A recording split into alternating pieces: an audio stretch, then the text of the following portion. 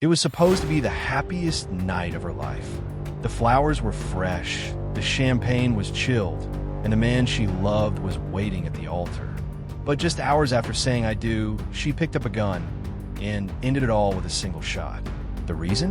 A DNA test that revealed something so twisted, it didn't just break her heart, it shattered her soul. Elena Moore had never been anyone's first choice. Not in school, not in love, not even in her own family. Raised in and out of foster care after being abandoned at a hospital as a newborn, she spent her childhood bouncing between homes, always searching for stability, for love. She was quiet, gentle, a little awkward, the kind of woman people overlooked until she met James. James Kincaid was the opposite of Elena in every way. Confident, charming, wealthy, the heir to a powerful Southern family with old money and older secrets. When James noticed Elena at a community art show, it felt like a fairy tale. A prince noticing the servant girl. And to everyone's surprise, he pursued her hard. Elena was swept off her feet. Finally, someone saw her. Finally, someone chose her. Within months, James was introducing Elena to his inner circle. Lavish dinners, weekend getaways, expensive gifts. But not everyone was happy. James's mother, Margaret Kincaid, an ironclad socialite with a reputation for control, made her disapproval clear. "She's not one of us, James," Margaret said coldly. "And she never will be." Elena heard the whispers. Gold digger, outsider, charity case.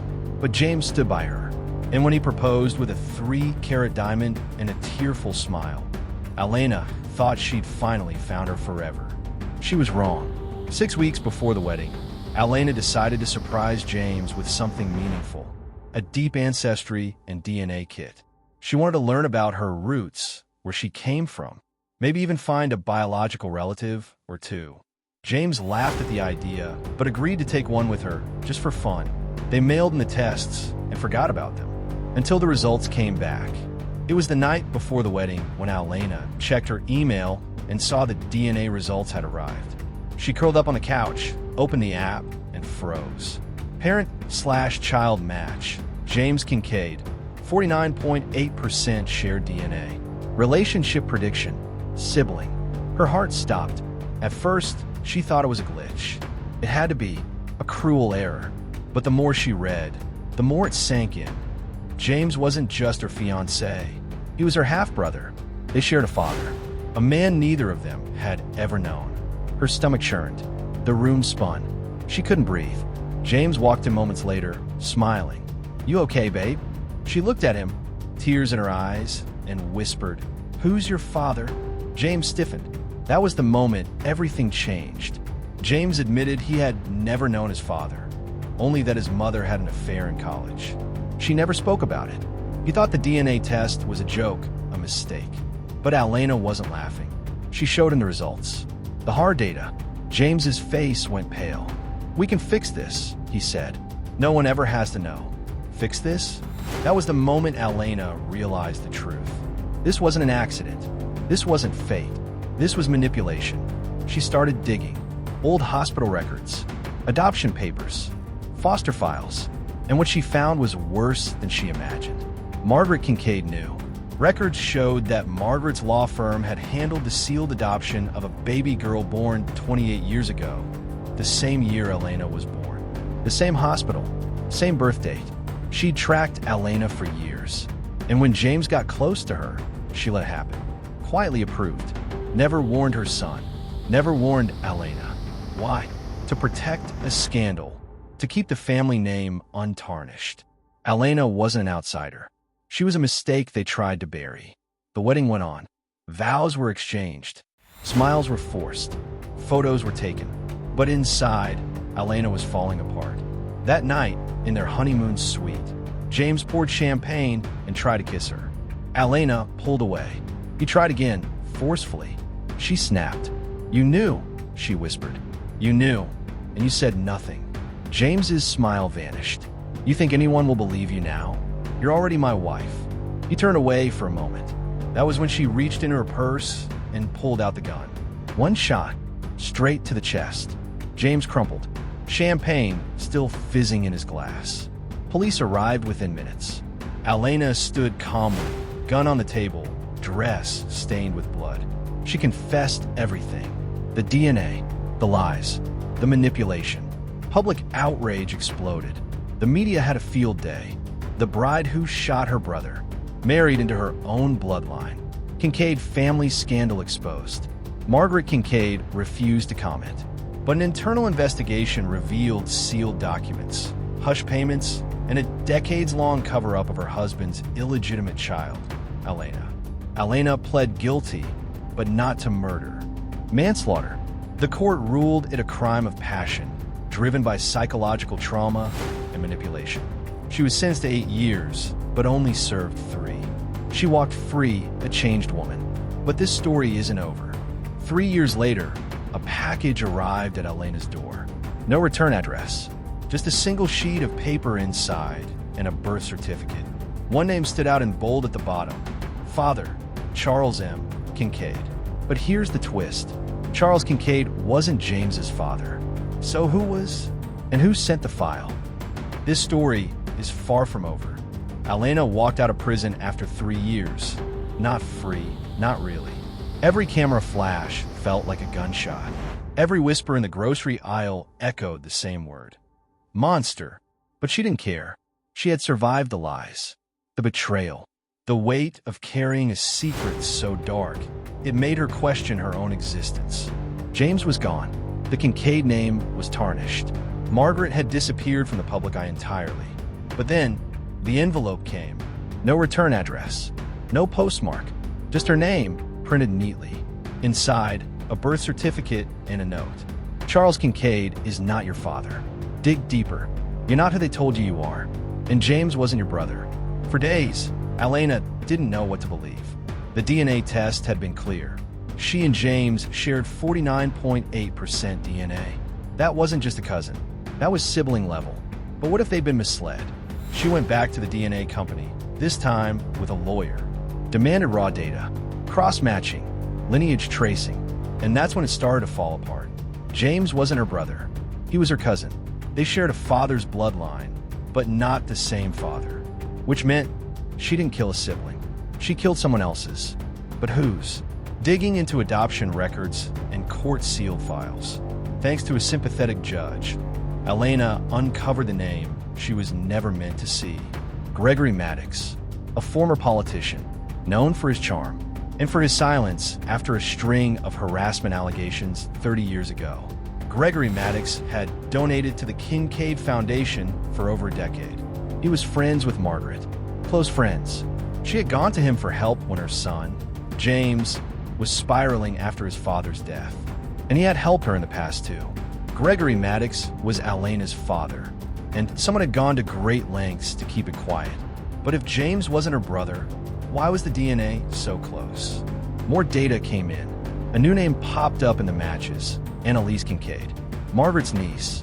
Alena reached out to her, and what Annalise told her, off the record, in a nervous whisper over tea, changed everything. James was never Margaret's son. He was adopted, quietly, after her own miscarriage. No one outside the family knew. She always wanted control, but she hated him because he looked like the woman her husband cheated with. Alena's head spun. So you're saying James wasn't even a Kincaid? Annalise nodded. He wasn't even supposed to exist. 2 days later, Gregory Maddox was found dead in his penthouse office. Gunshot to the head. No sign of forced entry. Suicide note typed and printed. Some things are better left buried. I'm sorry for what I did. The case was closed in less than 24 hours. But Alena didn't believe it. Not when the note was typed, not handwritten. Not when the security footage for the hour before his death had mysteriously been wiped. And definitely not when she received another envelope the next morning. Inside, a photo. Margaret Kincaid, stepping out of Gregory Maddox's building. Timestamp: 47 minutes before the estimated time of death. For 3 years, no one had seen or heard from Margaret. Rumors swirled. She was in Europe, in hiding, in some exclusive clinic for the ultra-rich. But the truth was worse. She'd been watching, controlling, and now she knew Alena was close to exposing everything. Elena went to the police with the photo. They called it circumstantial. No evidence. No motive. Margaret hadn't spoken to Gregory in years. They wouldn't reopen the case. So Elena did what she always did. She started digging on her own. She returned to the Kincaid estate, now abandoned, in foreclosure. Inside, time had stopped. Wedding photos still hung on the wall. James's watch on the side table. A champagne bottle still sealed in the fridge. In the basement, behind a locked panel, she found a small, soundproof room. Inside, files, photographs, old cassette tapes, birth certificates, DNA reports, blackmail material, names, dates, secrets, Gregory Maddox, judges, senators, even Margaret herself, and one file marked AM, her. Inside, a letter, handwritten by Margaret. You were never supposed to come this far. You were a mistake, but you proved yourself useful. Until you took James from me. You wanted truth? Here it is. James knew, and he didn't care. He wanted the scandal. He wanted the inheritance. He wanted you because you were the ultimate act of rebellion. He never loved you. He used you, like we all did. That night, Elena received a phone call. No caller ID. She answered. Margaret's voice. Calm, measured, terrifying. I warned you. You think killing my son meant you won? No, darling. You just started a war. Elena froze. You're not the only one with secrets, Elena. And next time you open an envelope, it won't be a birth certificate. It'll be a death sentence. The line went dead. She thought uncovering the truth would set her free. But in the world of the rich and ruthless, the deeper you dig, the more bodies you find. Margaret Kincaid is back. And this time, she's not hiding in the shadows. She's hunting. It happened on a quiet Tuesday morning. Elena was walking her dog near the lake when the silence shattered. A black SUV screeched around the corner. She heard the engine roar before she felt the heat of the tires on asphalt. She dove just in time. The SUV missed her by inches. No plates, tinted windows, no evidence. But the message was clear: stay quiet or die. She filed a police report. But just like before, no leads, no suspects, and worse, no interest. Margaret Kincaid doesn't leave fingerprints, the detective muttered under his breath. You do well to stop poking her. But Elena wasn't backing down. Not anymore. Digging deeper into the Kincaid estate records, Elena discovered something strange. James's final will was never publicly filed. Why? Because it was suppressed. By Margaret. She paid off the family lawyer, swore them to secrecy. But thanks to a whistleblower inside the probate office, Elena obtained a scanned copy. And what she read left her breathless. In the event of my death, I leave the entirety of my trust to Elena Moore Kincaid. Every asset, every share, every ounce of power, not to his mother, not to the Kincaid Foundation, to Elena, the same woman Margaret now wanted dead. Now armed with legal standing, Elena sued for access to the Kincaid Foundation's financial records. It took months of legal warfare, veiled threats, and one leaked audio tape of Margaret bribing city councilmen. But finally, she got in. And what she found shocked even her. Money laundering, illegal campaign contributions, offshore accounts in James's name, accounts he never opened. It was all a front. The foundation wasn't charity. It was a shell, and Elena now owned it, which meant she owned the secrets Margaret had killed to protect. Desperate for more answers, Elena visited Annalise Kincaid, Margaret's estranged niece, now in prison after a DUI turned vehicular manslaughter. Annalise looked worse than before, hollowed out, paranoid. But when Elena mentioned the will, something shifted in her eyes. You think James left that will out of love, didn't he? Annalise laughed bitterly. No, sweetie. He left it because he knew he wouldn't make it out alive. She leaned in. Margaret poisoned her own husband, Charles. Everyone thinks he died of heart failure. But James knew. And when he threatened to expose her, she turned on him. You think you're the first person she tried to kill. That night, Elena received an anonymous flash drive. On it, a 6-minute audio recording. Old, muffled, but unmistakable. James's voice. I know what you did to Dad. And if anything happens to me, this recording goes public. Margaret's voice, cold. You ungrateful little bastard. You'd burn the entire legacy just to feel powerful. James, I'd rather burn it all than live a lie. Margaret, softly chilling. Then I hope you like the taste of ash. In a bold move, Margaret reemerged, gracing the cover of a prestigious magazine in a carefully curated photo shoot. She painted herself as a grieving mother, philanthropic widow, and victim of a deranged gold digger. Alena was smeared in headlines. Widow or witch? The woman who destroyed the Kincaid dynasty. From foster kid to fortune hunter, the Alena Moore story. But behind the scenes, Margaret was crumbling. Investigators reopened Charles Kincaid's death. IRS agents were circling offshore accounts. The public image was pristine, but the foundation was cracking. In the estate's attic, sealed behind a false wall, Alena found a locked trunk. Inside, photos, letters, and a confession, handwritten by Charles Kincaid weeks before his death. If this letter is ever found, it means I didn't die naturally. Margaret is not who she pretends to be. She poisoned me slowly over months. I suspected, but I was too weak to stop her. James is not my son. I found out too late. He is Gregory's. She kept that secret to control him. And now she's turning him into the same monster. Forgive me, Alena. You were never part of this world. I should have never let it pull you in. As Alena prepared to go public with the recordings, the will, and the confession, she received one final message. A simple text. No number. If you go through with this, you'll lose everything, including your life. And then the screen flickered. The lights in her house cut off. The backup generator failed. And from the shadows of her hallway, a figure appeared. Margaret Kincaid, face gaunt, eyes blazing. You should have stayed in the dark, Alena. Gunshot. Fade to black. The widow became the warrior. The lies became weapons. But when truth itself is deadly, how far will Alena go to survive? The lights were out. Alena's breath caught as the figure stepped from the shadows. Margaret Kincaid, ghost-like in the dim hallway, a pistol steady in her hand. I told you, Margaret hissed. You should have stayed quiet. But Alena wasn't the same woman who stumbled into the Kincaid mansion years ago. She'd bled, she'd lost, and she'd learned. You don't scare me anymore, Margaret. Then you're dumber than you look. The shot rang out, loud, shattering, final. But it wasn't Alena who fell. Seconds before Margaret pulled the trigger, a red dot appeared on her chest. A sniper laser. The SWAT team burst in, flooding the hallway with tactical lights and booming voices. Margaret dropped the gun. Behind her, standing calm in a bulletproof vest, was Detective Lena Rourke, the same woman who once warned Alena to walk away. We've been watching her for months. But we needed the missing piece, Rourke said, and you gave it to us. The will, the offshore accounts, the confession from Charles. Alena had cracked the code.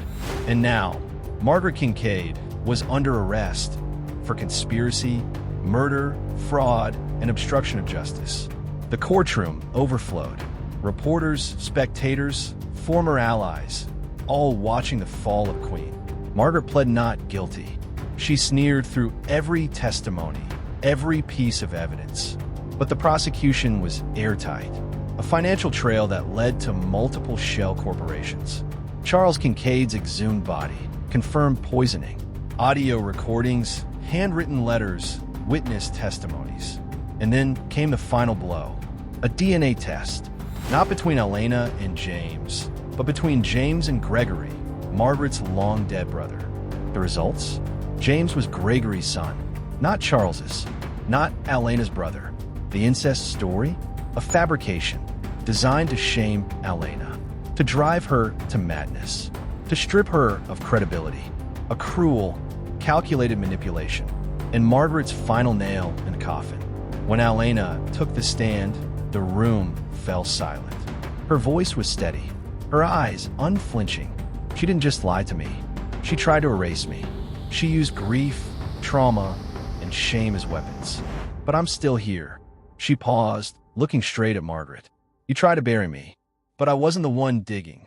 After 5 days of deliberation, the jury returned. We, the jury, find the defendant, Margaret Elaine Kincaid, guilty on all counts. Gasps. Silence. then murmurs. The sentence, life without parole. Margaret didn't cry. She didn't flinch. She simply turned to Alana and whispered, "The legacy dies with you." But she was wrong. In the months that followed, Alana took full control of the Kincaid Foundation. She dissolved every illegal entity, donated millions to domestic violence survivors, orphan children, and women's mental health programs. She set up the James Kincaid Memorial Trust in honor of the man she once loved and lost to his mother's manipulation. She reclaimed her name, her life, and her peace. "People call me the woman who shot her husband," she told a reporter. "But I'm really the woman who survived a family's madness and burned their lies to the ground." On the first anniversary of James's death, Alana returned to the lake where they first met. She brought one thing with her, a letter, unopened, with James's handwriting. It had been found tucked inside his safe deposit box after the trial. With trembling fingers, she opened it. "If you're reading this, I guess Margaret won. But I hope you know it wasn't your fault. You were the only good thing I had left. I was trying to protect you, even if it meant hurting you. I'm sorry. I love you. Always." She wept quietly, letting the letter drift into the lake. The past was heavy, but she wasn't drowning anymore. 6 months later, Alana stood on a stage, strong, smiling, and unapologetic. She had just published a memoir, Blood Lies: How I Survived the Kincaid Curse. The audience rose to their feet in applause. She looked out over the crowd, survivors, supporters, strangers who now knew her name. And in that moment, the last thread of Margaret's shadow unraveled. Alana had won. Justice isn't always swift or clean. Sometimes it comes in fragments. Through fire, through tears, through unrelenting truth. Alana Moore was once a footnote in the Kincaid legacy. But in the end, she rewrote the story. And now, it belongs to her. Because some bloodlines are toxic, but some survivors are unstoppable.